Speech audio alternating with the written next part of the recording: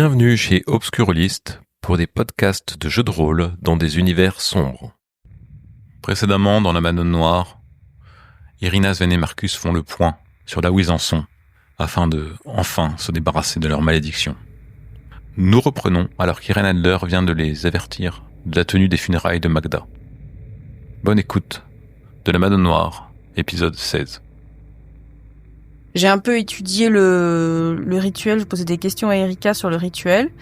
Et donc, elle m'a informé que le rituel doit être réalisé dans ce qu'ils appellent le temple, mais j'imagine que c'est un endroit qui est important pour les personnes qui sont responsables de la malédiction.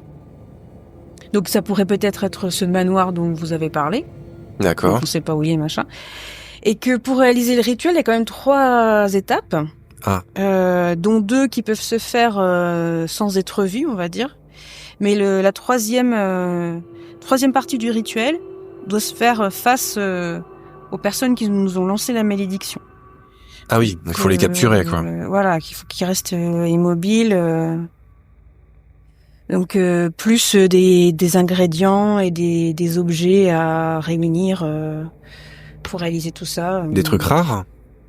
Oui, il y avait quoi ? Il y avait du sable noir, de la cendre, et bon, soyez pas choqués, hein. Il faudra une coupe de cuivre dans laquelle il y aura mon sang.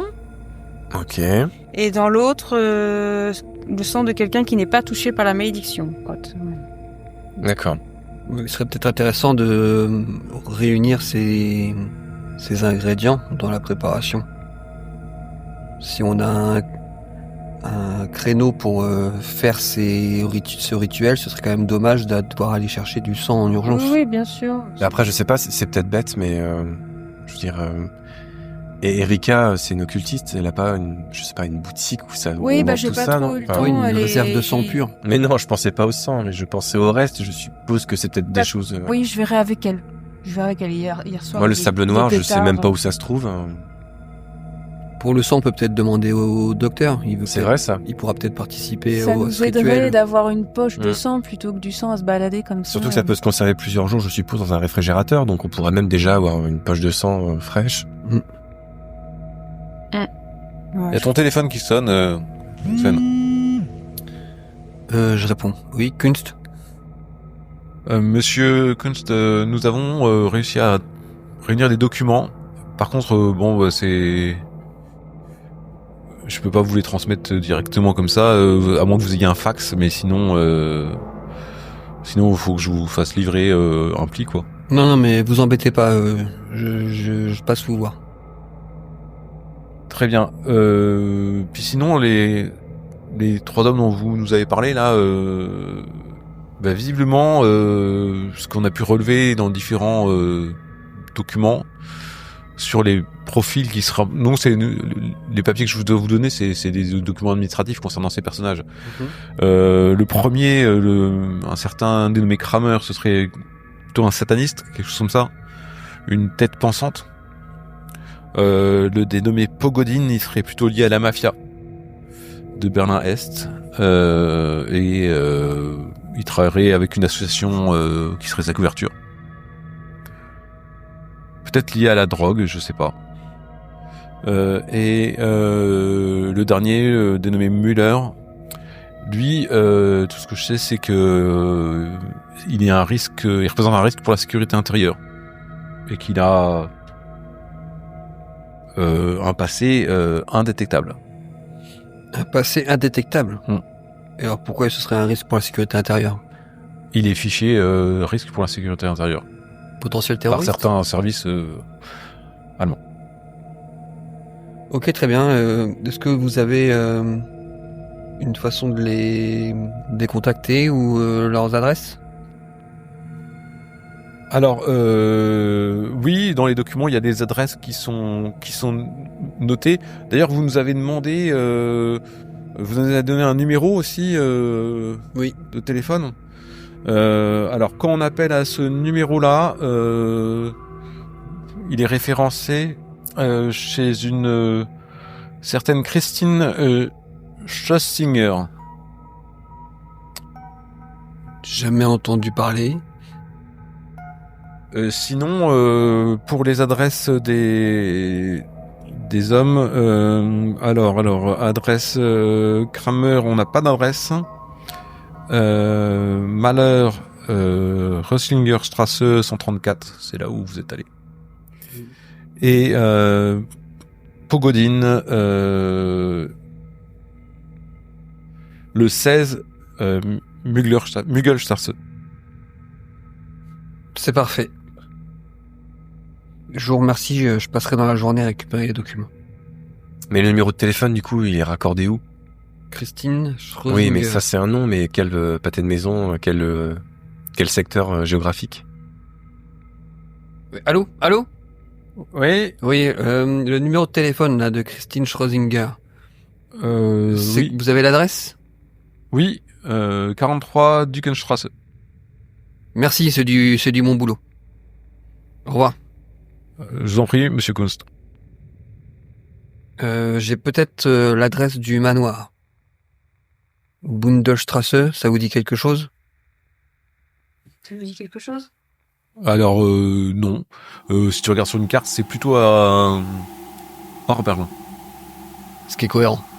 Ce qui est pas mal. Et j'ai le nom du numéro de téléphone qu'on a trouvé, Kristen Schrödinger. Je sais pas si elle est là et pas là en même temps. 43 Dickenstrasse. Je sais pas ce que ça pourrait nous rapporter d'aller là-bas. C'est juste un numéro de téléphone qu'on a trouvé sur un post-it. Pour lui montrer que je prends ses conseils au sérieux, je t'emmène chez Erika jusque devant sa porte pour récupérer ses ingrédients. Je l'appelle avant pour la prévenir que je vais venir chez elle. Parce que voilà. si elle travaille. D'accord, donc tu appelles Erika, et Sven et Marcus et toi, vous allez jusqu'à la librairie Mantra, et Sven t'amène jusqu'à la porte de la librairie pour faire patte blanche, en fait, pour... De manière ostensible. Genre garde du corps, quoi. Et Erika t'ouvre la porte, elle vous regarde, et... Je l'avais appelé avant. Oui, oui. Ben oui, on va voir ensemble. Oui, ça te dérange pas? Ben pas du tout. Merci. Non. Merci. Puis elle te regarde et elle te fait un signe de tête.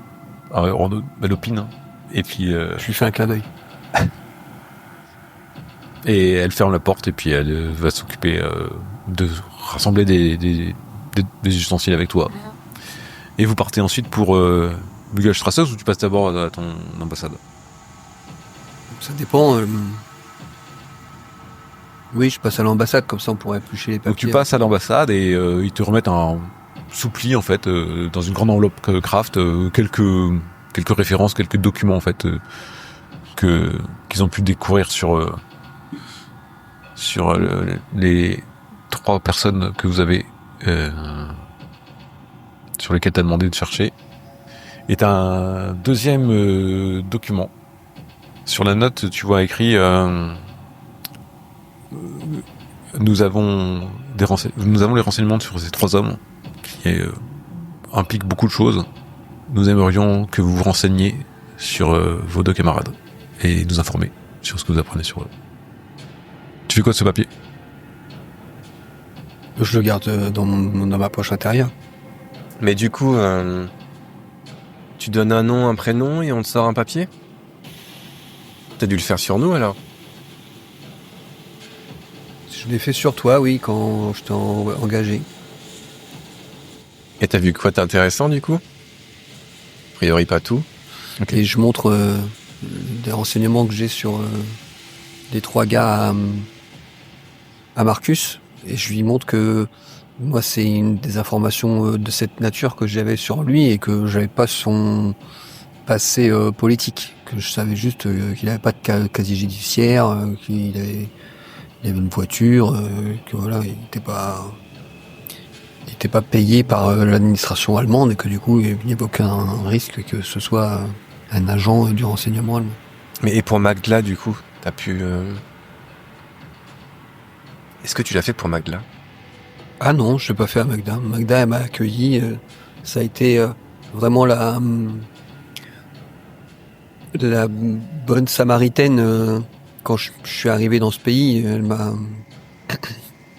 m'a aidé à m'intégrer et à trouver ma place.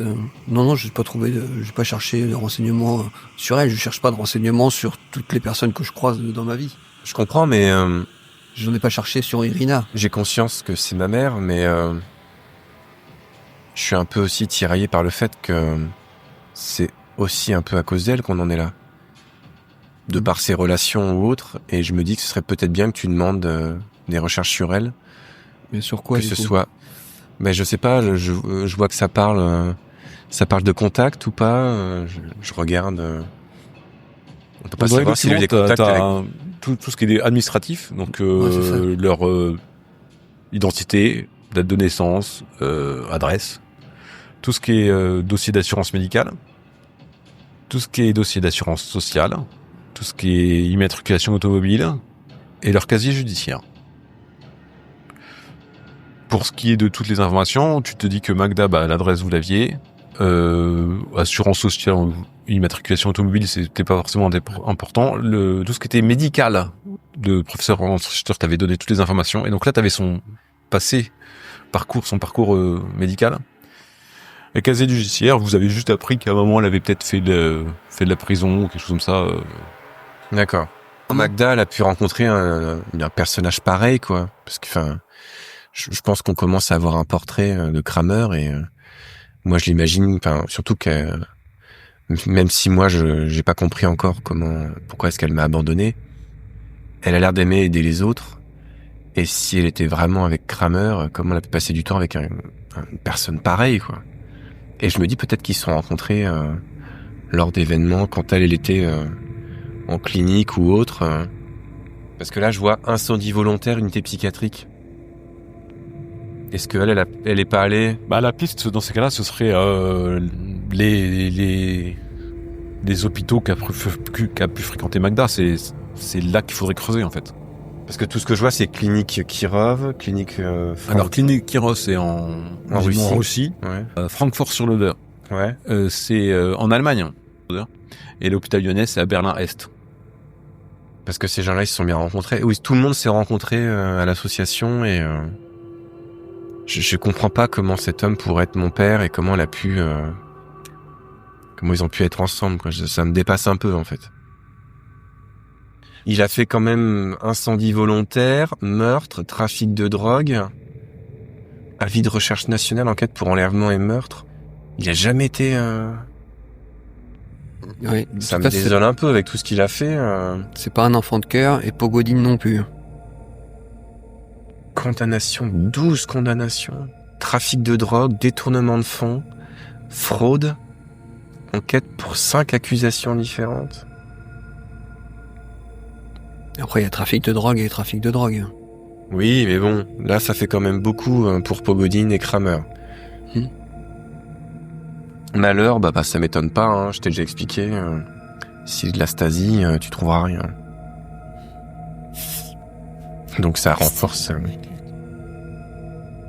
Donc vous avez tous ces renseignements dans la voiture et vous dirigez vers l'adresse que tu as obtenue pour Sacha Pogodine. Irina, toi tu es avec Erika. Et alors de quoi t'as besoin? Alors si j'ai bien lu le rituel, donc il me faudrait du matériel et aussi des ingrédients. Bon, de toute façon, je pense que je pourrais tenir tout ça dans une besace, hein, même si bon, ça se fait pas. Enfin, je sais pas, tu sais mieux que moi. Sinon, j'ai vu une coupe de cuivre, une autre coupe, un bol, de la cendre, du sable noir et un autre ingrédient un peu plus délicat, du sang de personnes qui on va dire non contaminées, quoi, de personnes qui n'ont pas subi la malédiction comme nous. Écoute, on va trouver ça. Je dois voir des choses déjà et puis on va trouver ça. Est-ce que pour le sang, tu penses que on peut avoir une... Si t'as besoin du mien, poche. je te le donnerai, mais une poche de sang, oui, ça peut être bien. Ouais, parce que c'est pour se préparer, mais on sait pas quand est-ce qu'on va réaliser le Parce que rituel. sinon, ça implique que je sois là aussi et j'ai pas envie de... Non, non, on va pas, c'est dangereux. Enfin... C'est pas parce que c'est dangereux, j'ai pas envie de de compromettre quoi que ce soit en fait. Mais en tout cas, je pensais pas dire ça un jour, mais il faudra peut-être que je l'apprenne par cœur, que je m'entraîne. Je vois qu'il y a des nombres de pas à respecter. Si tu veux, on peut le répéter. Hein. Ouais, je veux bien. Et on fait ça. Donc en fait, tu vas passer la journée avec elle à rassembler les ingrédients et tu vas appeler le docteur Richter ou pas? Je préférerais être accompagné de Sven et de Marcus avant d'aller voir le légiste. Ok, donc bon bref, là tu fais tout ça toute la journée, tu passes tu répètes plusieurs fois et elle est très pédagogue et très encourageante en fait. Elle te met en confiance et à la fin tu te sens quand même plus sûr de toi. Vous êtes ensuite allé à Jeanne et Marcus à l'adresse. C'est hors de Berlin. C'est une vingtaine de kilomètres au sud de Berlin. Il y a des forêts, des lacs, enfin bon, c'est... Vous en avez pour un moment, hein, c'est 45 minutes en voiture quand même. Vous avez une route qui passe à travers la forêt et vous arrivez, il y a un manoir en fait. D'accord, donc on a vraiment trouvé le lieu. Il y a des gardes, des vigilants. Wow. Il y a un nom, une grille avec un nom, il y a... en fait, à l'entrée, avant d'arriver jusqu'au truc, oui, il y a une boîte postale, c'est son nom. Et c'est Pogodin. Oui. Ok. C'est il s'en cache même pas, donc il a vraiment... Après, ça fait un lieu reculé, isolé, clairement.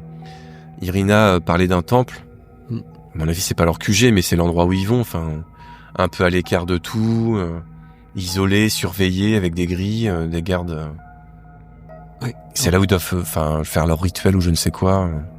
Et ils seront tous, en tout cas, demain soir. Tous ceux qu'on soupçonne d'avoir fait ce rituel, ils seront tous le soir de l'enterrement de ta Magda. Mère. D'ailleurs, tu fais bien d'en reparler. Tu sais que j'ai toujours un doute sur le fait que Kramer soit peut-être mon père, parce qu'à la base, elle était plutôt avec Lev Orlov. Et je m'étais dit que peut-être tu pourrais te renseigner, même s'il est mort en 81. Je sais pas si tu peux avoir des informations avant 81. Sur le fait de savoir avec qui Magda était. Qui était. Si c'est mon père, je serais intéressé de savoir qui était Lev Orlov en fait. Monsieur Orlov, si c'est ton père, tu veux savoir où il est? Non, il est décédé. J'aimerais en apprendre sur lui, sur son passé en fait. Ça me rassurait que ce soit plutôt lui mon père que Kramer en fait. Moi, je veux bien essayer de me renseigner, mais la Stasi était drôlement bien renseignée aussi. À son époque. Comment ça fait que t'as pas cherché ça? J'ai pas accès aux archives de la Stasi. Pour peu qu'elles étaient détruites en plus. Ok, je demanderai. Merci. Donc ensuite, vous faites quoi dans la journée? Moi, j'aimerais rentrer, j'aimerais acheter un bouquet de fleurs, et puis j'aimerais faire une plaque, si c'est possible. Avant que les magasins ferment, je fais déjà mes emplettes, et puis après, je vais appeler Madame Adler. T'as le numéro que t'as filé Irina. Attends, je regarde, parce que je sais pas, Irina Adler, ok, c'est celle qui a vendu la boutique de Irina, d'accord. Bonjour Madame Adler. Allô, oui, qui est à l'appareil? Je m'appelle Marcus Wolf. Je vous appelle, je suis un ami de Irina. C'est un peu difficile pour moi. J'ai découvert récemment que j'étais le fils de Magda Orlova. Pardon? Je suis le fils de Magda Orlova. Mais Magda n'avait pas d'enfant, voyons. Écoutez, si, je suis son fils. Je suis attristé de l'avoir seulement découvert très récemment. Je ne comprends pas ce que vous me racontez. Magda n'a jamais eu d'enfant. Que vous soyez attristé par sa mort, très bien, mais je ne comprends pas, monsieur. Si, ça m'a fait un flash quand je l'ai vu. Je l'ai vu à un gala et j'ai tout de suite compris que c'était ma mère et tout concorde. Ça me fait penser que voilà, c'est ma mère. Malheureusement, vous savez ce que c'est. Quand il y a eu la séparation et la réunification, des documents ont été perdus et malheureusement, il sera pour moi très difficile de prouver au niveau administratif. Mon petit, qu'est-ce que vous voulez? J'aurais voulu lire quelque chose pendant les obsèques. Bon, écoutez, je pense que ce sera possible, oui, effectivement. Nous nous retrouverons donc demain, alors. À 10h, et puis elle te donne l'adresse, l'heure et tout. Parce que Irina m'a rien donné, donc ok. Puis elle raccroche en disant baillant une espèce de au revoir. T'as l'impression que pour elle, t'es un fêlé, quoi. Et donc après, t'as fait tes emplettes et tout ça, et tu vas te reposer. Me reposer, puis écrire quelque chose. Et toi, Sven, tu Comment penses ça qu'il s'appelle, particulier ou pas? Oui. Je retourne à l'ambassade. Ouais. Je leur demande des informations. Je leur demande du matériel. Parce que je sens que faudra peut-être y aller de la manière forte dans ce manoir. Ok, tu demandes quoi comme matériel, parce que c'est... Oui, je pense un silencieux, une arme à silencieux, et des vêtements noirs, cagoules noires, bottes de combat, couteau, voilà, le kit du barbouze, quoi. Fusil silencieux et fusil d'assaut. Et je leur demande des renseignements sur Lev Orlov. Ok. Et... Bah, j'ai vu, hein, tout ça tu m'as écrit. Ouais. Ok. Bah, et après, je sais pas, je pense que je retourne voir Irina, voir comment ça avance, voir si elle a besoin d'aide pour récupérer le... En fait, Irina, t'as Erika qui va filtrer, quand tu vas appeler, c'est Erika qui va répondre. Ok. Et qui va dire, on s'occupe de préparer des préparatifs. Merci. D'accord, alors... Ouais, en fait, elle est courtoise, hein. Elle te dit que, elle t'explique pourquoi Ok. Irina répond pas, parce qu'elle est en train d'apprendre par cœur, elle est en train de répéter, et que... Tant mieux. Bon, si vous avez besoin de quoi que ce soit, j'ai mon numéro de téléphone, et du coup, je retourne à mon bureau, je pense. Il est quelle heure? Oh non, ça te prend la journée, là, tranquillement, de faire tout ça. Ah ouais, bon voilà. bah, je retourne chez moi, alors. Ok. Le soir, vous couchez. Moi, je reprends un médicament, puis je me couche. Je dois être en forme pour la journée de demain va être rude.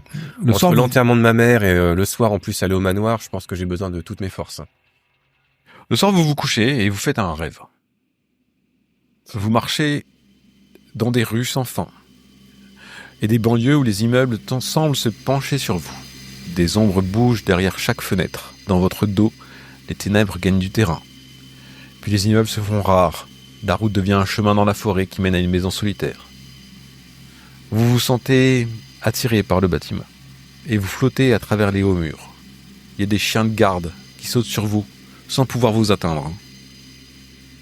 Vous approchez de la maison, traversez les murs. Soudain, un abîme s'ouvre devant vous et vous y tombez pendant longtemps. Vous finissez par atterrir dans un salon, l'antichambre d'un temple dont les portes sont ouvertes et dans lequel 3 hommes discutent entre eux. Ils ont pu trouver mon livre. Dans ce cas, ils voudront briser le sortilège. Je crois aussi que Magda pensait savoir ce qui pouvait lever la malédiction. Puis, vous commencez à effectuer le rituel autour de la propriété, puis autour de la maison, puis autour des 3 hommes. Et vos cloques disparaissent peu à peu, alors que les hommes hurlent de rage et de douleur. Et vous vous réveillez. Je me prépare. Je suis peut-être... je pense que j'ai de moins en moins d'argent, mais je suis peut-être allé acheter un costume. Peut-être même le louer. Je pense pas que j'ai les moyens d'en acheter un. Ça doit pouvoir se louer. Même en Allemagne.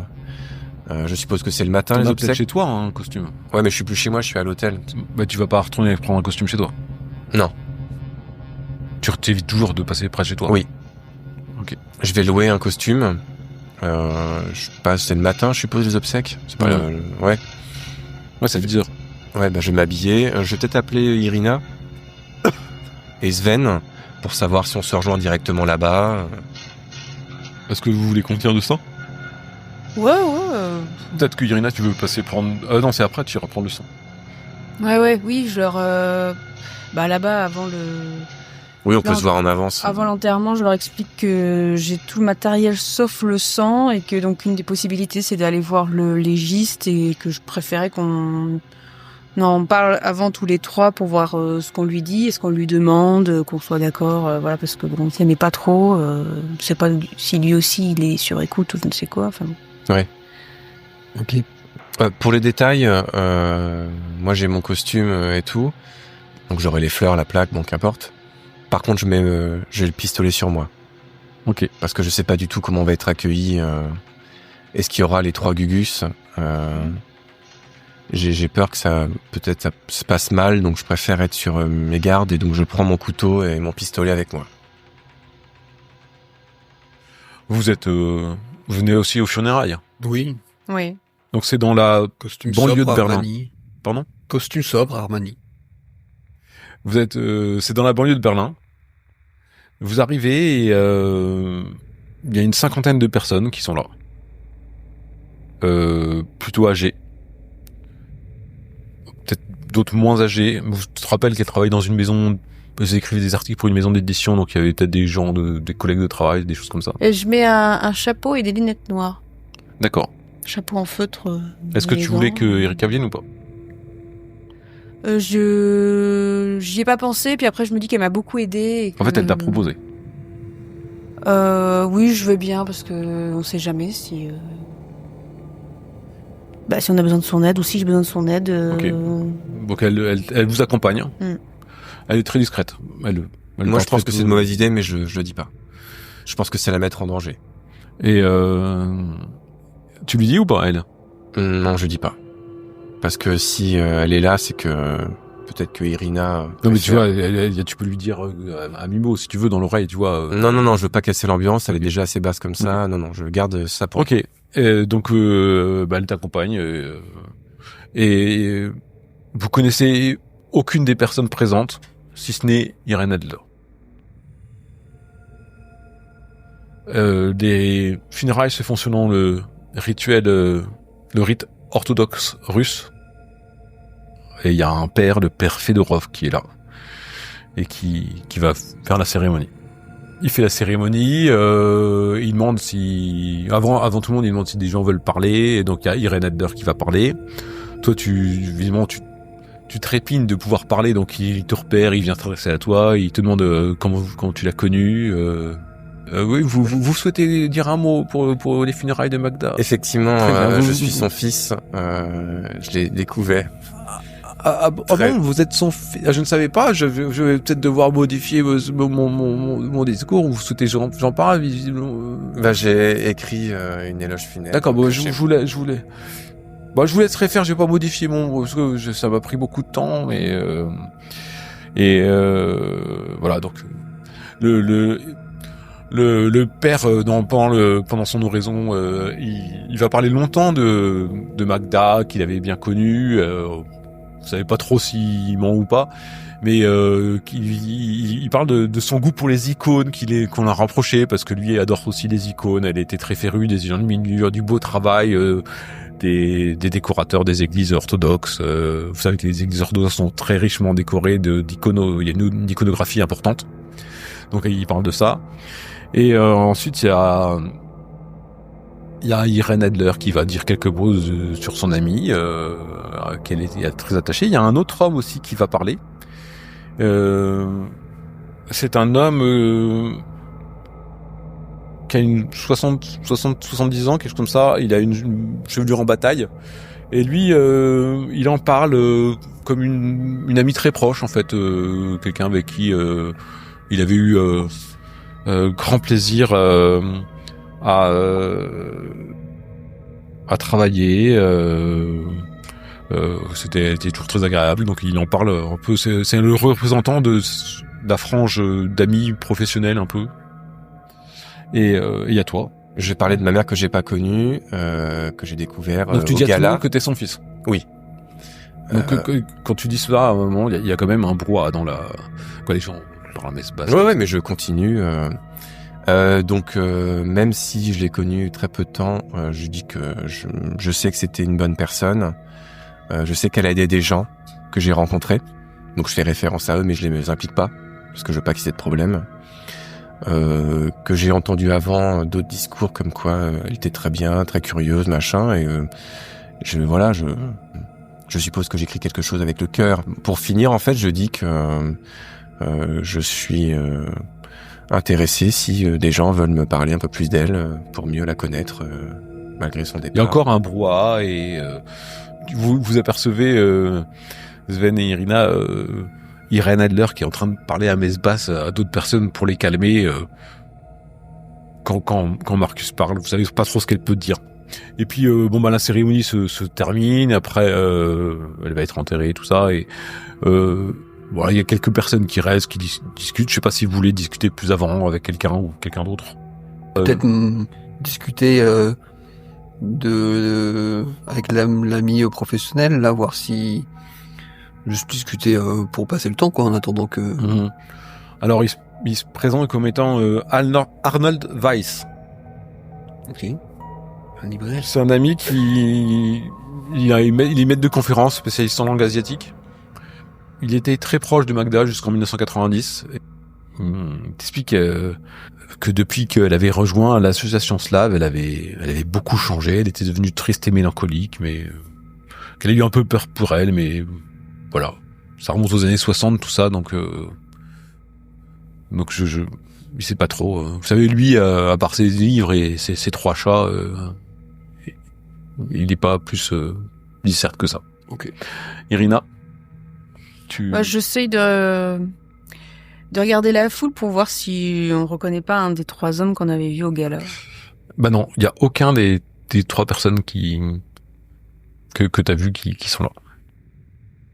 Et toi, Marcus? Moi, je veux forcer la main de personne, donc je vais aller voir personne. Je préfère que voir si quelqu'un vient à moi, et sinon, je me recueille. Il y a Irène Adler qui vient de voir. Écoutez, vous avez fait un beau discours, mais Merci. je suis toujours très étonné de ce que vous m'avez dit. Mais je comprends qu'on puisse s'attacher comme à une mère à Magda, qui était très gentille et la main sur le cœur, mais vous avez dit que vous n'avez pas trop connu, alors c'est pour ça, ça me semble étrange. Enfin bon, je vous souhaite de trouver la paix. Tu vois, elle a l'impression que t'es quelqu'un de perturbé. Donc, ouais, tu je as beaucoup comprends, de pitié, en fait. Mais elle est un peu méprisante, et donc je souhaite pas forcément lui parler à elle. Je suis pas là pour la convaincre, en fait. Ouais. Ça m'intéresse pas. Mais elle t'en apprend pas tellement plus. Oui, j'ai bien compris que... Et en fait, les gens sont... T'as été tellement bizarre pour pas mal d'entre eux que pas beaucoup de personnes viennent te voir. D'accord. Et puis l'enterrement se déroule. Et ainsi se termine La Banane Noire, épisode 16.